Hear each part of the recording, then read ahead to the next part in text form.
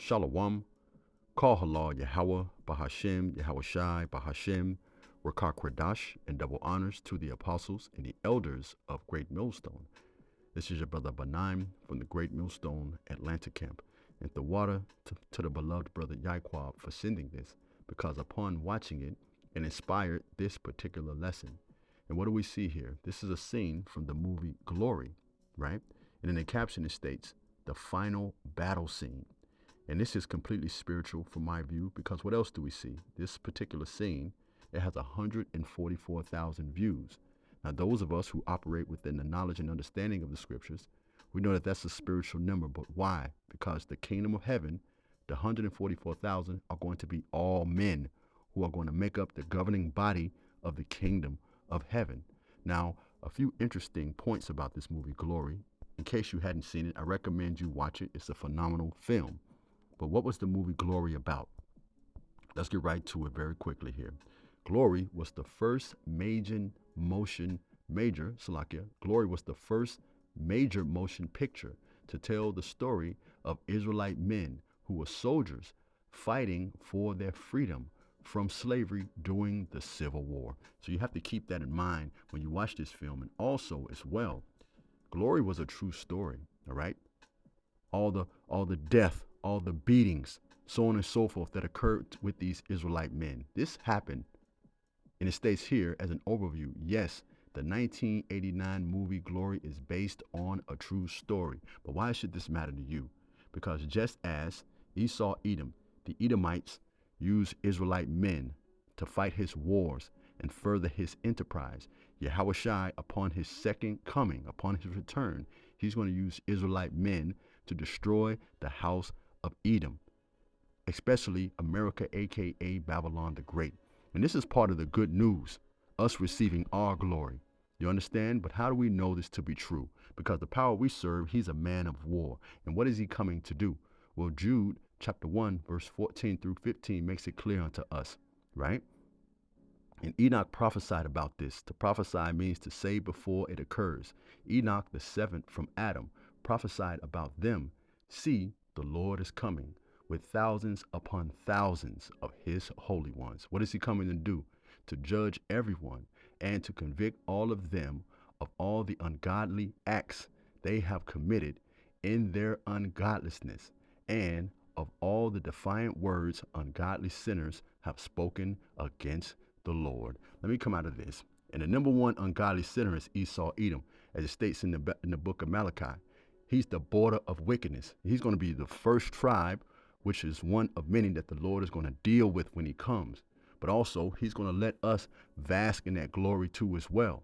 All right? And he's going to use the house of Israel to wreak havoc upon these other nations. But how do we know for sure? Let me come out of this here. Ezekiel chapter 25, verse 13 through 14, and it reads, Therefore thus saith the Lord God, I will also stretch out my hand upon Edom. Edom, the Edomites, are known today as the so-called white man. And I will cut off man and beast from it. I will make it a desolation from Teman.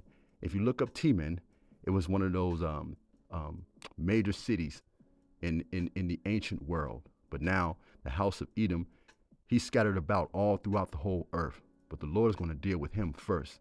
And they of Dedan shall fall by the sword. Verse 14 is the point. And I will lay my vengeance upon Edom by the hand of my people Israel, specifically the elect. And they shall do in Edom according to mine anger and according to my fury.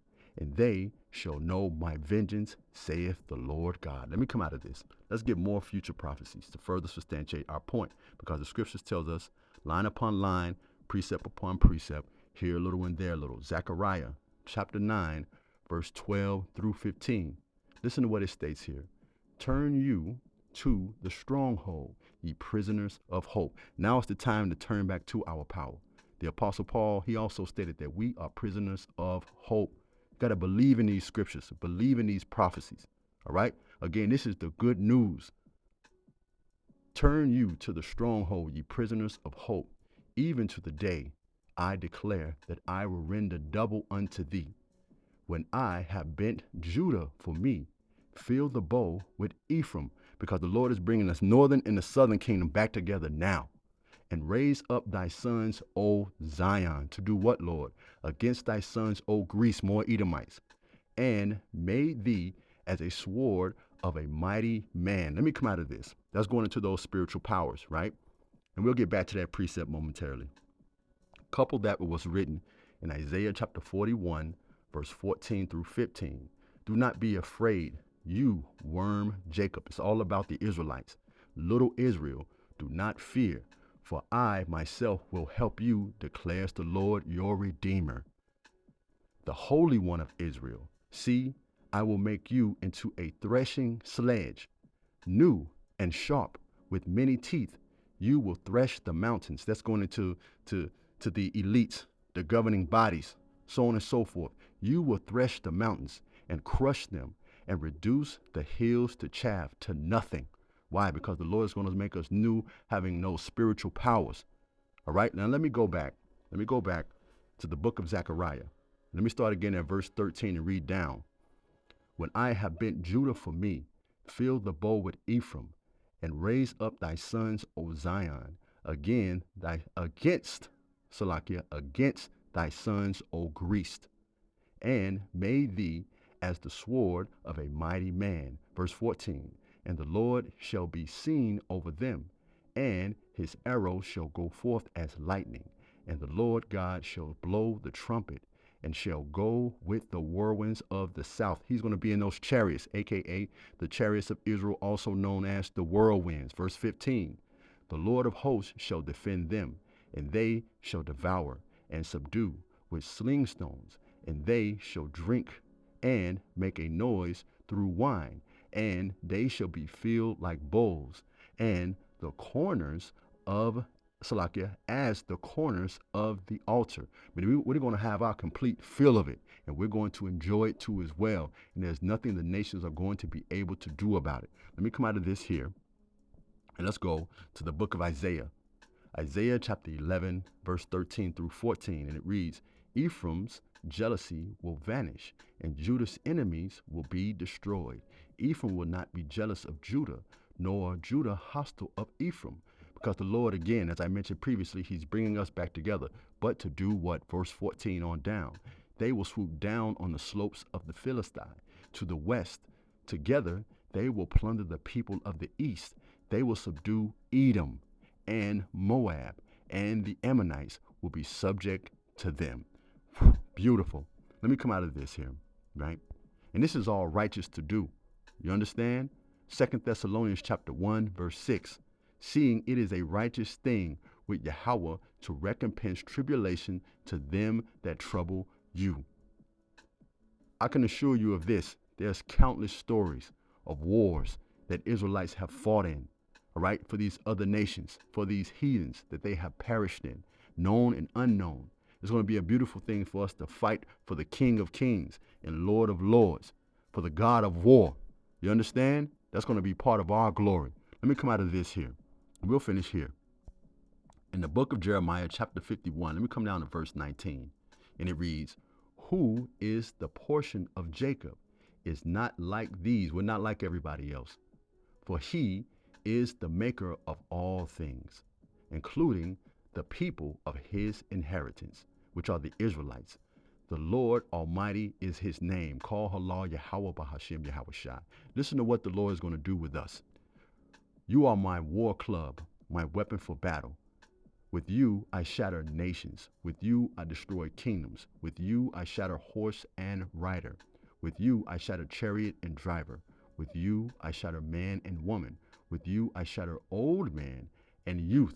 With you I shatter young man and young woman. You women are not exempt as well. With you I shatter shepherd and flock. With you I shatter farmer and oxen. With you I shatter governors and officials. That's going into the elite. Before your eyes I will repay Babylon and all who live in Babylonia. That's synonymous for America. For all the wrong they have done in Zion, declares the Lord. Zion is synonymous with what? The children of Israel. Verse 25 on down. I am against you, you destroying mountain, America. You who destroy the whole world, declares the Lord. Who has destroyed the whole earth, man?